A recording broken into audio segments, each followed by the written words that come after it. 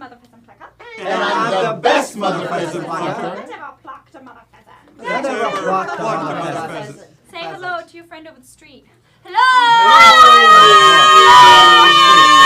We want, not here, but we want here. Oh. We want, Hello. we want, hi! Hey, yeah. Hey! Get in your seat and get ready. Woo! That's a short one. What are we getting ready for? For awesomeness, who knows? I don't know. Coach Banks, we are ready.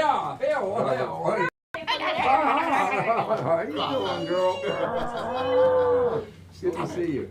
How come you don't hug me like that, Chris? Man.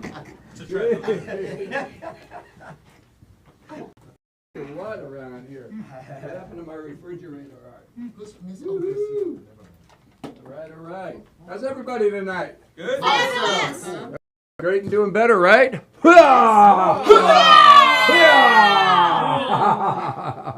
Linda, professional, how are you? Awesome. It's good Better to and see better you all the back time. here. A weird kind of a thing that, you get in the studio. Can we cool it down a couple degrees, guys? Yeah. You get in the studio and you're here and you're digging it and all that stuff. And then you get work and you're like really excited about work. And then you're getting your work and you're going, but I missed the studio. Right? Isn't that crazy? What's happening up there, ladies? You know something, Gracie, I was going to blow for an Uber just to get you in here today.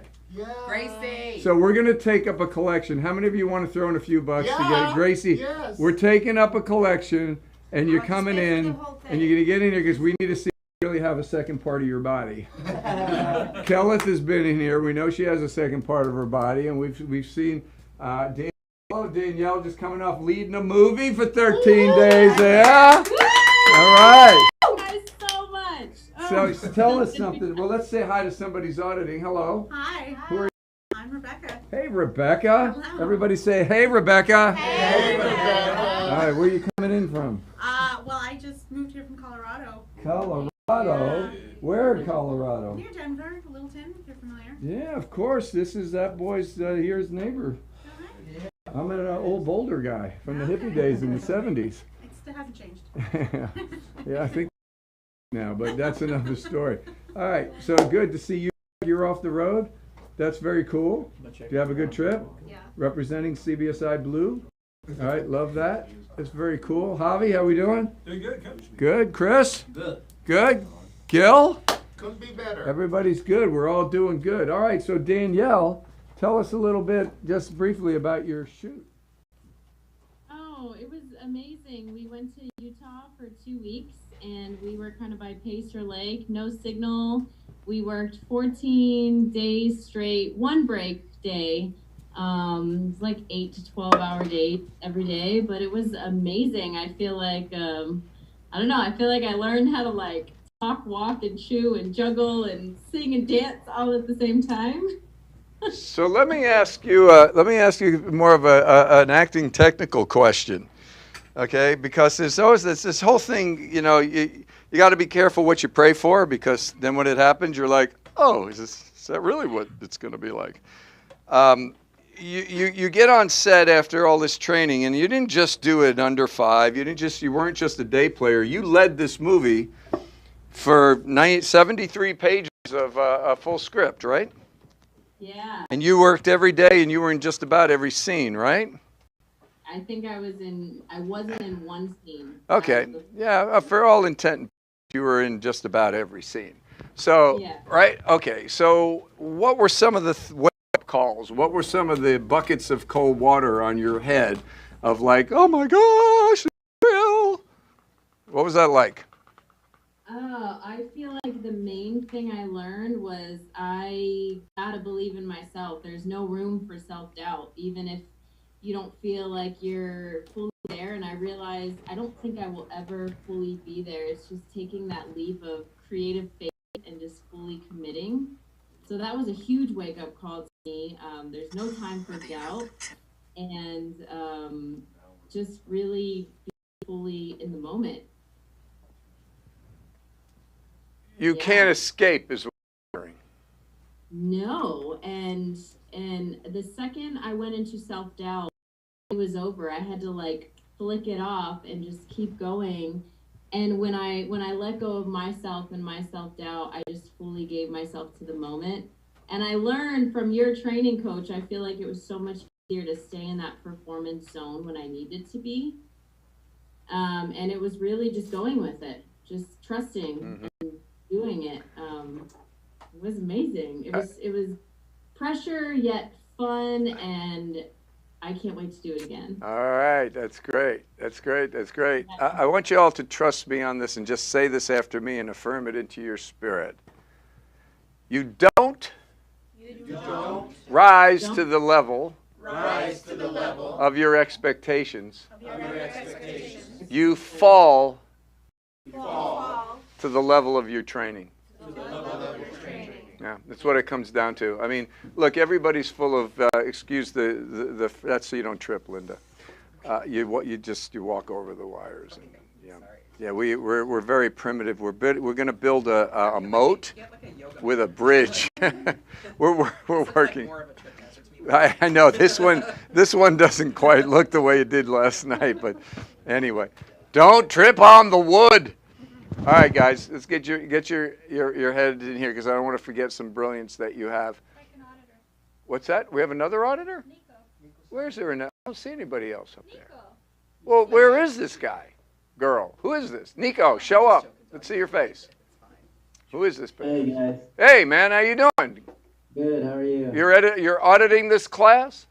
Yes, I am. That's a nice posture you have there. What do you call that? Huh? Yeah. Okay. All right. Well, where are you from, man? Oh, I was born in the Philippines, but I grew up in Oklahoma, but I live in LA now.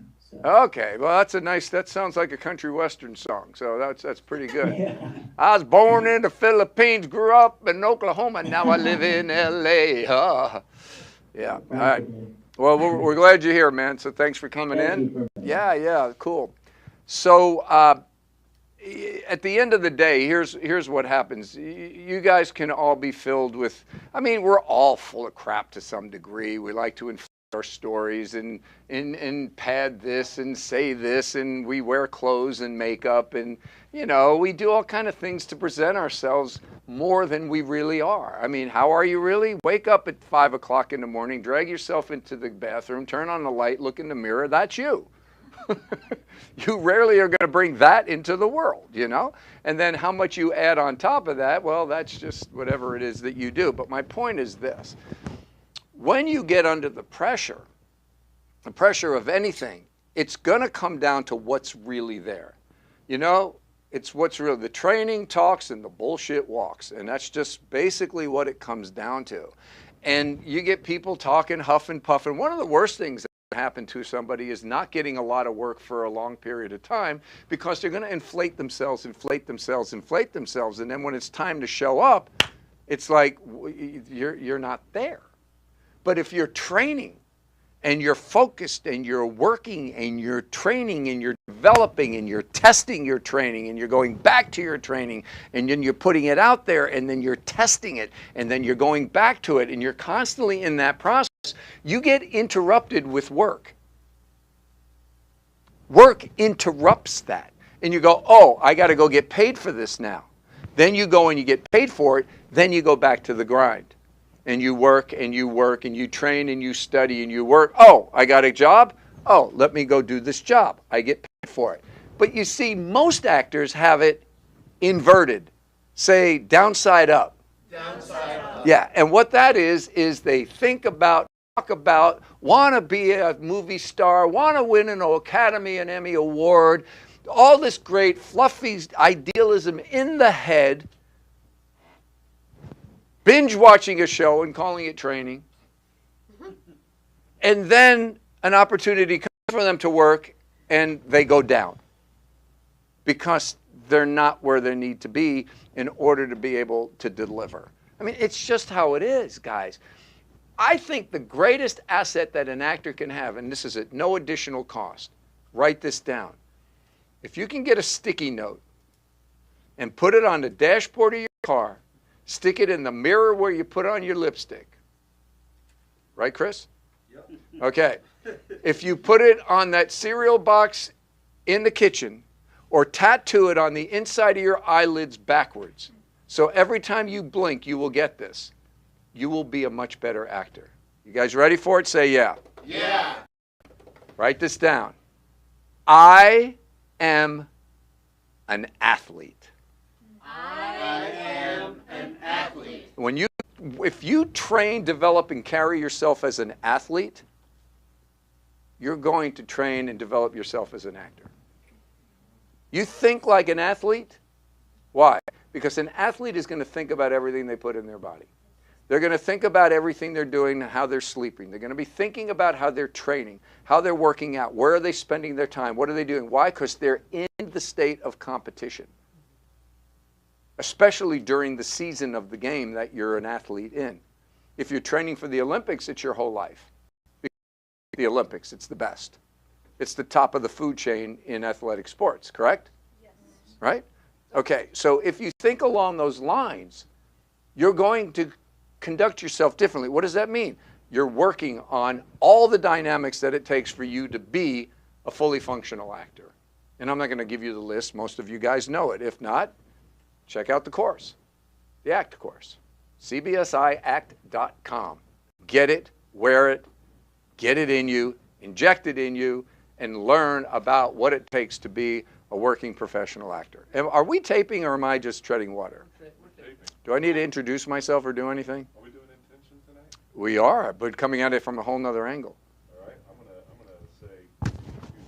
I see, they weren't ready. See how that works, Linda? Okay, you guys get this, say yeah. Yeah. If you really get it, grunt. All right, good job. All right, so here's what we're going to do. Great. Because this is being taped, I'm going to introduce myself because those of you in here should know me. If not, what are you doing in here? Okay. Hey, everybody, welcome. This is Clay Banks Studio, and I am Clay Banks, and we want to welcome you to another Prime Teaching, and this is going to be a fantastic part of a series out there on intention. Intentionality, what that's all about, why it's not only important to you as a performer, a presenter, an actor, but why it can actually change the world if everybody lived life with more intention. It would change the world. It would change humanity. You know, TED Talks. To qualify for a TED Talk, you have to be somebody that lives your life towards a cause that's going to improve humanity or the planet on which we live. You become a TED Talk qualifying member. Well, if you live your life with more intention, if you live intentionally, you would change the planet because you would change yourself and you change everybody around you. So we're going to talk about that. Now, this is one part of a series. If you really want the full brevity of this teaching, this is part 4, I think, of this teaching. We started with an hour intensive on Tuesday. We've done 2 other teachings on it, and we're wrapping it up today with this teaching. So you'll have to go through it all. So while you're eating your cereal, you're in your shower, put me on, listen, and get this intention driven into you so you can really, really submerge yourself into what is it to live with full intent and why it makes a difference for you as an actor. And we're going to bring that whole thing around full circle with you tonight. And I'm going to do it in a very consolidated period of time. Everybody go, yeah. Yeah. All right. So I want to start this off with a little story of what happened to me one day. I live just down the road from here, and I was on my way to the studio. And there is one traffic light between my house and this studio. And I pulled up to that traffic light, as I do so often for many years. It was red, so I stopped. And I was the first car at that traffic light. And at this particular traffic light, there are 2 huge paid billboards that are usually occupied by the latest and greatest television shows or movies that are taking place at this point in time. They're billboards. So I see them, I've watched it, go, oh, okay, what's that? Don't know that. Oh, they're redoing that again. All right, it's been going on for years. No big deal. Just notice them and I move on. This one particular day, this one particular day. I'm sitting at this traffic light, and I look up at this billboard, the one on the top right-hand side, and it caught my attention because it was very classy in colors. It was black and white with a splash of red. And then it had a woman in the middle of it, and she was black and white with a splash of red. The black and white were her hair, and the splash of red said Cruella. And it was the board for the latest Disney movie, Cruella. Now, I don't know much about Cruella. I had no idea. To me, it was another one of these mellifluence. What is it? Maleficent. I'm not up on the characters. I'm not up on I don't follow usually all of that. I don't know what it is. So I had zero information on it. But when I looked closer, I realized it was Emma Stone. And I went, oh, okay. Now I'm at a traffic light. This is all happening within a minute and a half, however long that light is. And I'm looking at the billboard because there's really nothing much else to do, and it caught my attention. And I'm looking at her face. And when I look at her face, I go, this is really interesting. And so now I go from a glance to a look, to a study, to an analysis. You see, that's how your mind works. And you're somewhere in that process of just glancing around at things, or looking at them, or studying them, or analyzing them. I'll back this up for you. Whenever you've gone shopping for something, you glance around in a department to something that catches your attention. Start looking for that blouse or those shoes or the pants or whatever. And then you start narrowing in and you go, oh, wait, these might work. And now you start to study. Do I like the buttons? Do I like the stitching? Are the pockets cool? And now it's like, ooh, yes. And now you start analyzing. Do they have my size? Let me put them on. Let's see how they fit. Right? Tracking with me how this works? That's the way that the mind works. If you have an active mind that actually zooms in on things. So this caught my attention, and I zoomed in on this, and I'm looking at her face, and I am very taken by it. Because my analytical, critical mind that reads people professionally for a living is perplexed. And I'm going, wow, she is doing a great job with the layering of this character. And I study it a little more. The light hasn't turned yet. And I go, this might be photoshopped. Because I'm not sure what she's doing and if she can really do what I'm seeing. Well, for those of you that know the movie, you understand the complexity of the character. And she pulled that off in the billboard. All I knew was I was taken by the actor's ability to hold this complex character for this shot. So, of course, when I got to the studio, I got online and I looked it up, and I found out that it's the movie and it's the prequel to the 101 Dalmatians, and most of you guys are probably way further down the road with Cruella than I was at the time. And I went, wow, okay, so she's some kind of character in a Disney movie. Interesting. And I didn't think twice about it. But I did talk about it in the studio, about an actor layering emotions and layering thoughts and not just having one blank expression. That's what makes us interesting. The complexity makes us interesting. And not everybody can do it, and people can learn to do it, but again, it comes down to your talent, your capacity to be able to do these things, to play interesting and complex characters. Now, I don't know anything about the character. I don't know anything about the movie. This is all a minute and a half at a stoplight. End story. All over. I don't usually chase down Disney movies, and, I wasn't going to chase down some, fantasy character thing. I don't generally chase down those movies. Well, I recently took a flight, and I'm in the plane. And, of course, on a 5-hour flight, you're done doing what you're doing, you're going to look at a movie. And so I go through the movie thing, and boom, that billboard jumps right out at me, right off of the menu. And I went, oh, that's that movie from the billboard. Let's see what it's about. And I tossed it on. And I'm sitting in the seat of the Southwest airplane. And this movie opens up. And right away, I know when the movie opens up. Right away, I know I'm in for a great ride or I'm in for a bad ride. Or this is going to be, whatever, I might have to turn it off. So I'm watching this, and I'm going, wow, this is really, really good. The filmmaking is really, really good. I enjoy these characters. Now, for those of you that have seen the movie, you know they're all kids at the beginning of the movie, and so I'm just enamored with the acting of the kids. And I'm taken by these kids.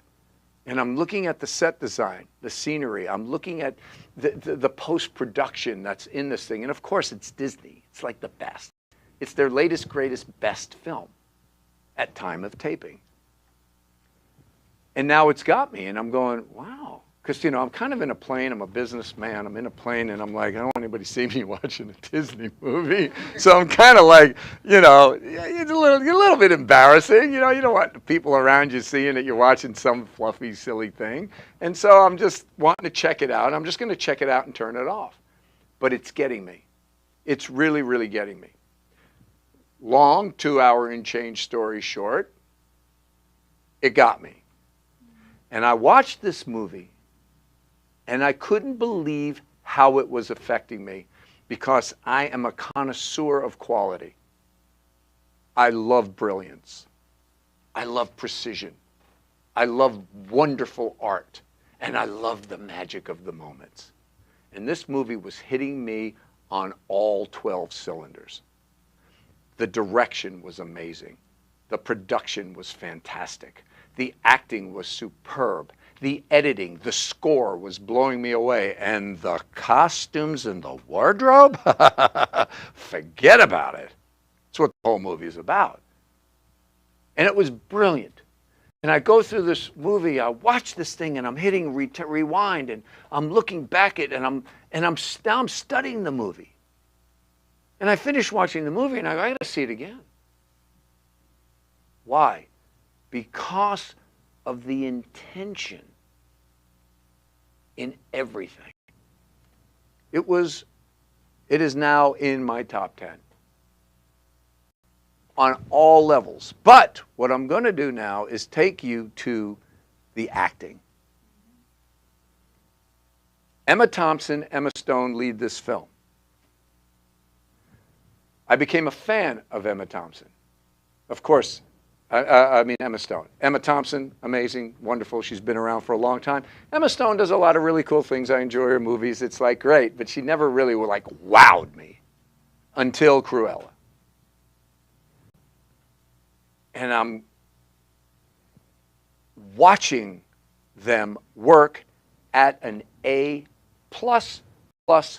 level of execution, holding everything accountable. Every movement, every eye blink, every swallow, every turn, everything that was going on, I couldn't find anything wrong in this movie. I couldn't find anything wrong with the performances. They captivated me, and these are big, giant characters. Compressed in a place of brilliance. And I'm like, this is intention. This is so intentional, and it's slapping me in the face with intentionality. What does that mean? Nothing is being done that isn't crafted. There's no whatever. There's no, I'll just go over here, I'll just say this, I'll just do this. You talk about filling every frame, it was brilliant.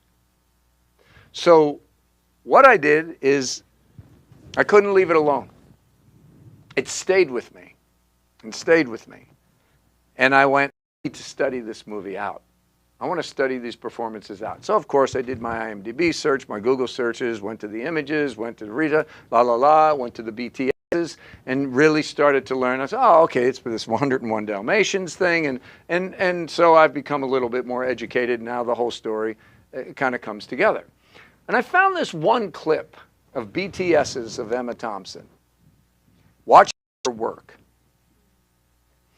And I looked at this and I went, wow, this is really good. And I started thinking, we need to do a movie night on this movie, which is probably going to wind up being about 3.5 hours long, because I'm going to stop and hold and stop and hold and shove intention in your face if you are in the room in such a manner and a way that anything you do that is less than what you're seeing should bother you, until you can get to the point where you're working with this type of precision and this type of intention. And so I'm going to do that. But I have a short clip here of a few minutes, and we're going to look at a couple of scenes, and I'm going to break down some things that are actually going on and taking place in this clip. Could we cool the room down just a little bit, please? Thanks, guys. Appreciate it. We're going to look at the clip, and then we're going to break down what's going on with intention. What is it? What's it all about? And I want you to open up your spirit, open your soul, open yourself up to understanding what's happening here, because I'm showing you to date some of the best on-camera acting performances that I've seen. And I want you to get it. I want it to take you to the next level of your understanding of the craft of acting, so when you get up here, you're not just doing stuff that you think is right. Because if you're operating out of a blueprint within you that you believe is right and it isn't right, you're wrong. Yeah, I get people, I hear acting training saying, you shouldn't talk to actors about right and wrong. It puts them in their head, and then they won't be in the moment. I'm like, bullshit. Give me a break. If you don't know the difference between right and wrong, something's wrong. You got to know what's working and what's not working. Why? Because when you get in an editing bay and the clips start coming through and decisions have to be made on what's going to make the final timeline, it doesn't take geniuses to look at the clip and go, nothing's happening. Nothing's happening. That's not good. What else you got? Okay, you got something else. Reverse it. Go ahead. Put it here. Edit this. Do this. Okay. There it is. And everybody in the room knows it when we see it. Now, if that's not the difference between right and wrong, good and bad, works and doesn't work, I don't know what is. And every time I'm in the editing room, that's exactly the scenario. That's how it works, guys. There's no BS here. There's no attitude and opinion, and you can't slip $5 under the table and get a table. It either works or it doesn't work, and you've got to know what it is that makes you work. So let's take a look at what it is that makes Emma Thompson work, with some Emma Stone mixed in here. Now, take a look over here. We're going to fire it up on the bigger screen. This first clip that comes up very, very fast, and I will tell you right away, it is one of the top 5 best eating moments I have seen. It is up there with Coriolanus. Boy. It is about 4 seconds. It happens very, very quick, and it's Emma Thompson eating an olive. And she eats this olive with such intention. When I saw it in the movie, I was like, oh! Because it's that good. And if you look at it going, all right, well, she's just eating an olive, you're not there yet. You're just not there yet. Okay? All right, here we go. You guys good? We ready? Light's good? Everything's good? Here we go. Whether you have the killer instinct is the big question. Boom. That's all it is. There it is. Every single bit of intention of the character, picking up that olive, sticking it in her mouth, eating it, and dumping the toothpick. Ah. Look at it again. Whether you have the killer instinct is the big question.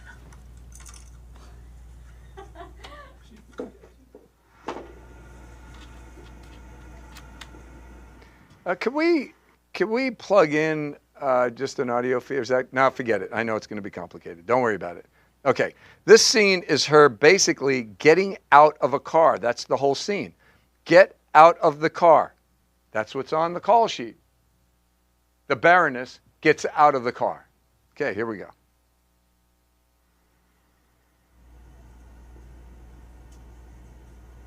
And then you shove a big old rig in her face. Again, it's going to happen again.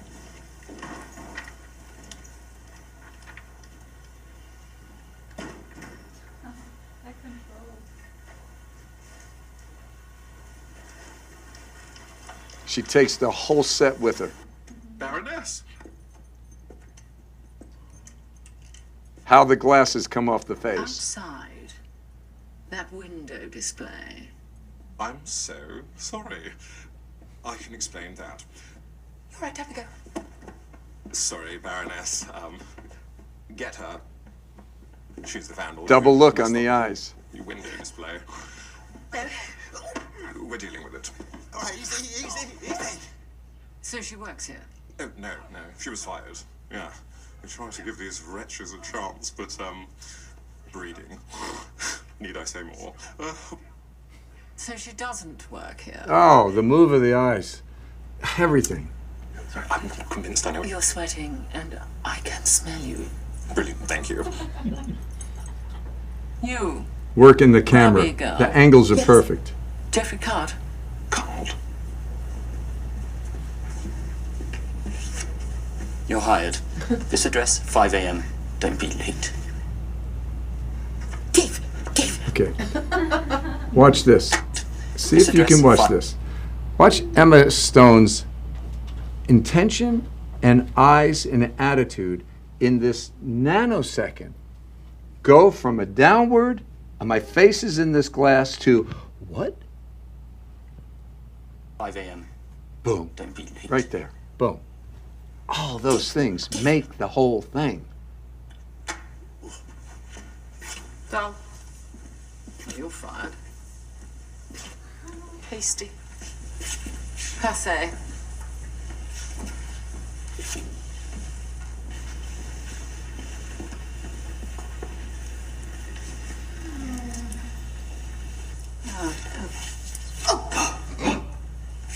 Why are you speaking? I think you need to be. Fabrics? Can you give me red like that?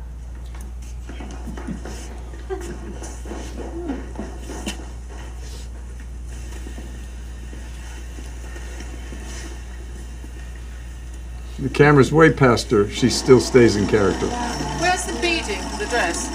Ordered. Just waiting on this idiot delivery man. Baroness Designs stunned with her reinvention of the A-line with a bias cut and higher line that reshapes the silhouette. In such an audacious fashion, the audience broke into rapturous applause at first sight. She really is a genius. I'll read that last bit again. She really is a genius. Okay, did you notice? She really is a genius, never hitting on the line. There is so much subtlety that's going on. There's so much professionalism. There's more going on than you're able to process. I'm just pointing it out for you to be able to see. It's the little things that make the big picture. If you're sloppy and negateful of the simple things, you don't build brilliance. Brilliance is built out of you being articulate over every single little thing you're doing because you are so on top of what you need to do to communicate this story. Anything you're not doing, you just don't care about. And if you don't care, there's no energy. If there's no energy, there's no interest. Why are we looking at you? But you see, if you see stupid long enough, stupid starts to look good. If you get your eyes on quality and you get your eyes on brilliance, that's why movie nights are important. Because I can continue to shove it in your face to go, this is what you're aspiring towards. This is where you want to be. Now, what's that? We're going to jump. to this two-person scene right here at the end, so we can watch. This is so. Emma Stone just won me over in this scene. It was just her coy, her playfulness, her power, her strength, her manipulation, everything she's doing. Now, for those of you that don't know the movie, there's a complete arc transition of her character that she goes through, and you watch this thing. Now, I'm not going to give you a spoiler. Who's seen the movie? Okay, too many of you haven't seen the movie. I'm not going to tell you that. We're going to do a movie night of this probably next weekend. And you're going to want to make it. And we're going to talk about this transit. All right, guys. All right. We'll get to that. We're going to talk about the transition. Another thing, and you go, oh well, he's just really excited about this Disney movie. I don't know what kind of acting coach he could be. You look at the arc of her character from the beginning of the movie through the end of this movie, and you're like, what the hell is going on here? This entire thing just changed in front of my eyes, and I didn't even see it happening. It's amazing. Is there a question? Yes, the arc. Do you think they shot it in sequence? Have no idea. I don't think it matters. When you're that good, you know what you're doing. Yeah. All right. Let's take a look at this two-person scene with both Emmas, and really pay attention, because this is Emma Stone's scene. It's Cruella's scene. Her getting caught in situations and the curves. She's like fencing with her personality and her emotions. Something. Who are you? You look vaguely familiar. I look stunning. I don't know about familiar. Look at her lips. Look at her lips getting caught. Who are you? You look vaguely familiar. I look stunning. I don't know about familiar, darling. Your hair, is it real? And she mocks her, familiar. I like to make an impact. Eyes always open and focused. What was your name? Cruella. Oh. Articulation. That's quite fabulous. And you designed this? You did, actually. 1965 collection. Oh, no wonder I love it. It's mine. I fixed it. Motorcycle. Okay. All right. That's as far as we're going to go with that. It's just brilliant. The work is brilliant. And I'm like, how can I talk about this about some Disney movie? It just is. It just is. That olive eating is up there with Ray Fiennes' boy from Coriolanus. It just is. That much information compressed and layered in a complexity of a tight moment. You will only be able to catch what your capacity has the ability to receive. It's that simple. And you got to let these moments expand you and exploit you. So even some of you watching this, wherever you might be watching it from, going, oh, come on, what is he saying? What is he saying? As you develop, you go back and you'll watch this, and you're going to see it from a whole nother perspective. I know what I'm talking about. It's brilliant work. They're both Shakespeare-trained actors and classically trained. Ralph Fiennes and Emma Thompson. So I'm going to show you two more. Thank you for that. I'm going to show you two more clips. Let me hang on here. This isn't going big, so let me do this. I'm going to show you two more clips. Oh, why is it not letting me do this? The whole presentation? I don't know what it's doing, but whatever. It's electronics. All right, you can go ahead and fire that up. I'm going to show you just two more slides. Okay? This one slide right here, when we pop it up, is a straight out flat definition of the word intention. A mental state. Let's look at that for a second. First of all, it's a mental state. And the mental state meaning you shift your state and your frame of mind. So you don't stay in your regular comfort zone and try to function with high intention. Intention comes out of shifting your mental state. It's representing a commitment, not a try, not a chance, but a commitment to carry out an action or actions. You have to shift your frame of mind into another frame of mind to operate with full intentionality. You're living with purpose, objective, aim, focus, plan. You're in the moment. You're here. You're present. You're now. You're nowhere else. All cylinders are firing right here, right now, and you're after your accomplished purpose to live with full intention. Now, as I said at the beginning of this teaching, people who live their lives like that are better people on the planet. You get a community of people like that, you're going to get a better, stronger community. You get a world living like that, you got some fantasy planet somewhere. But just think about how that would work. Okay, that's lovely, fine, who cares? For the actor performing, especially on camera where it's magnified and intensified, it's imperative for your survival to be living with intention, because anything you are not holding accountable are burned out lights. They're just dead spots. It's just not interesting. So why don't people do it? Well, I'll wrap it up with this slide right here. Let these words sink in. When you are functioning, living, performing, speaking, talking, presenting, acting, focused, meaning your brain isn't anywhere else but right here, right now, on the task at hand. You'll only be able to focus to the degree of your training right now. My objective is that we take your training to the next level. You have a direction. You're not just wandering aimlessly or on autopilot. You guys do realize that human beings, by God's design, function as habit creatures. You guys know that. A lot of the animal kingdom functions as habit creatures, meaning we establish habits, good or bad or indifferent, and then we live by those habits. And if we know the habits well enough, we don't have to think, we don't have to do anything. We'll just habitually do it.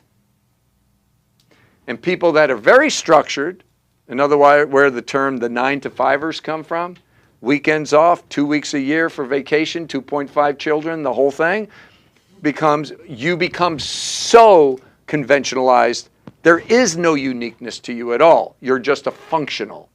You're not alive, you're functioning. And if it's really bad, you become part of the Walking Dead series. You're a walking dead human being. You're not fully functioning. You have no purpose, direction, plan, commitment. You make no choices. You don't care. Purpose. Core, key definition to intention.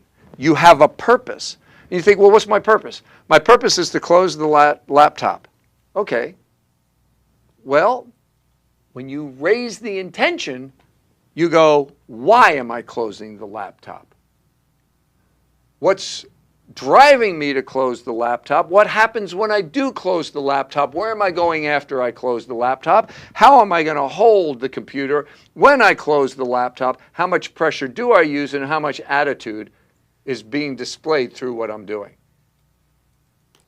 Didn't get very far. We're just closing a laptop. How much of that can you hold accountable to intention?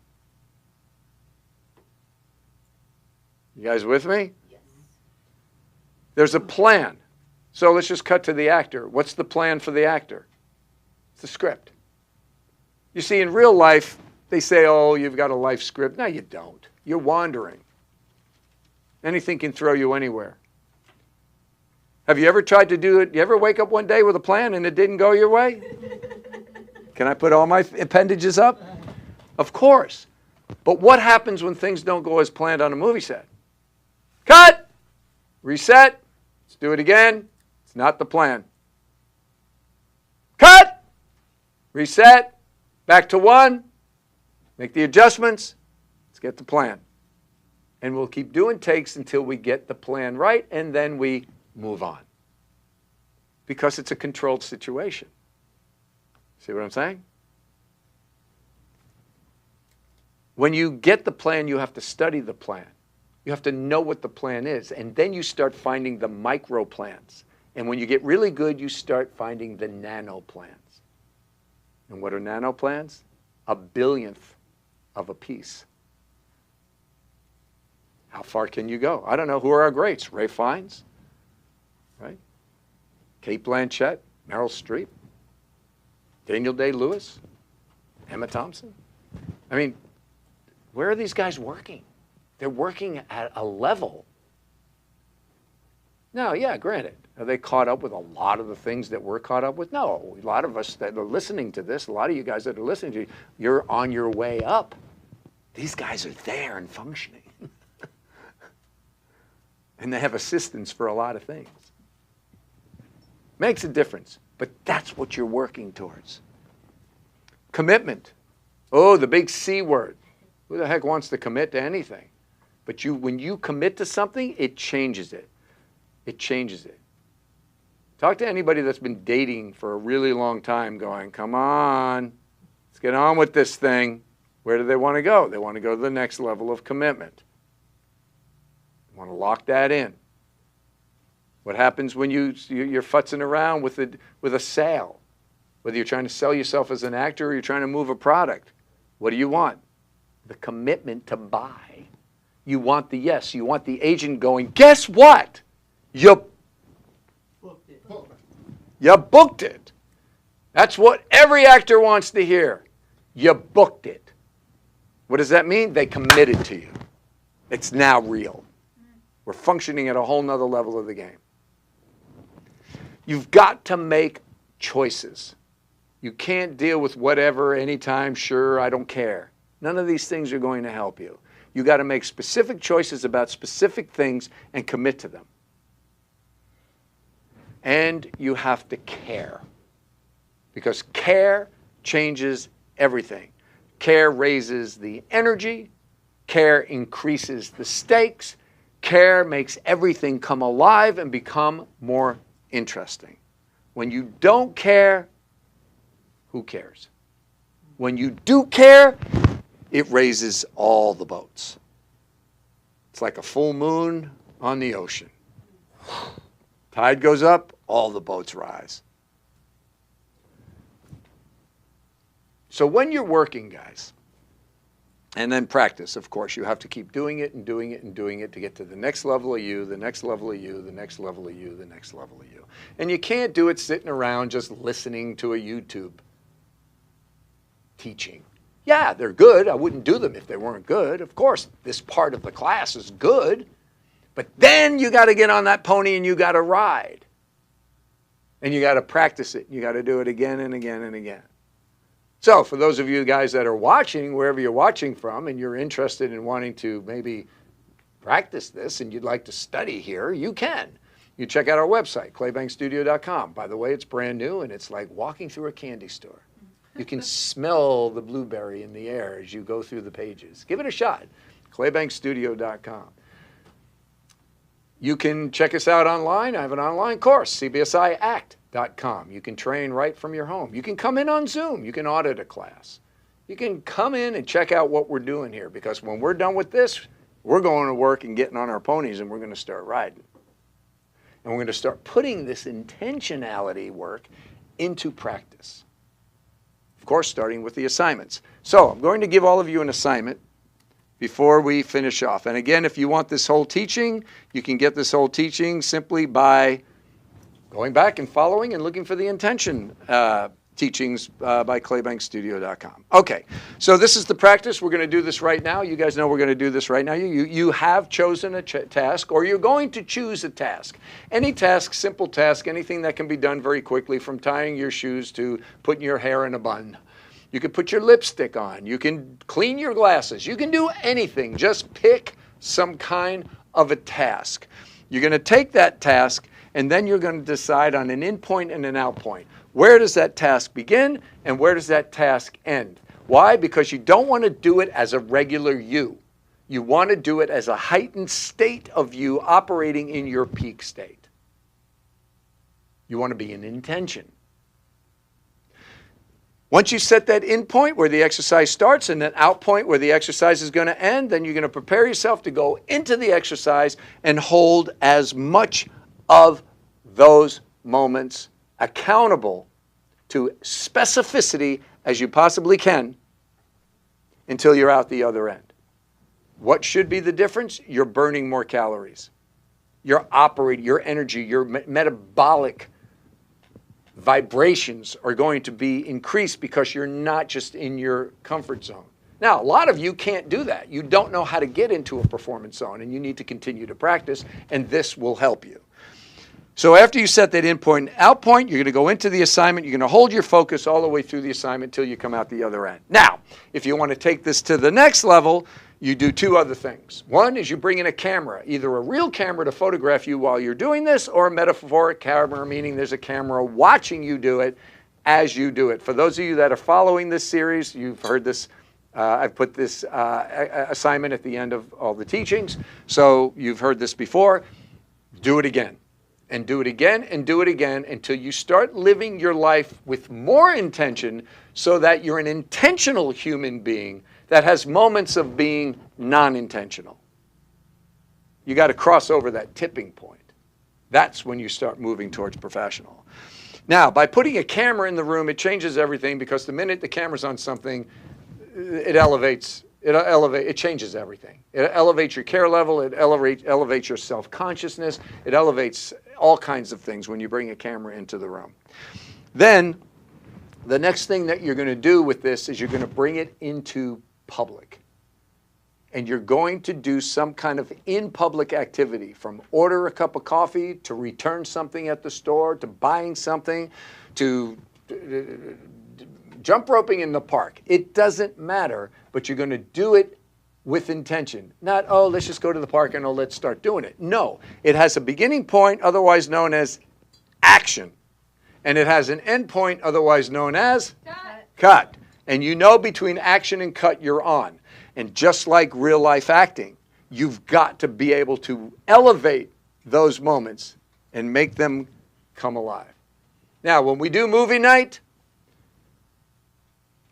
I'm going to show you another set of BTSs where you watch Emma Stone working from this Baroness, intense, high-power position as she breaks and she's just Emma Thompson. And then she goes back into the character. And you watch a pro work and switch in and out of intention. Boom, boom, boom, boom. Now, this is a multi-decade professional, seasoned professional. But that's what we're learning from, right? Okay, then you're going to rinse and repeat and rinse and repeat. Okay, that's it for the slide. Let me just give you this last slide card here as we wrap this thing up. I hope this was powerful for you. There's so much more to it. Go back, watch the other teachings. We're going to get in and practice it right now. If you have any questions on any of this, you can reach out to us at info@claybankstudio.com. If you would like a copy of these slides, we will be more than happy to send you a copy of the show notes and the slides. All you have to do is just reach out to us. If you'd like to do an audit, come on in. Audit one of our classes. Check it out. See if it's right for you. It might not be right for you. You might not be right for us. That's cool. We have 5 classes through the week. We do privates. We do self-tapes, career counseling, headshot coaching, demo reel coaching. What? I've never heard of these things. If you're just doing things and not preparing for them, you're still an amateur. Professionals get coaching for what they're going to go into and do so that they're prepped and they can execute at their best and highest level. If this makes sense, say yeah. Yeah. All right, thank you very much. I'm Coach Banks. You're not, but that's okay. God bless you guys, and be safe out there until next time. Bye-bye. All right, guys, we're going to do the assignment. You're going to get one shot at it.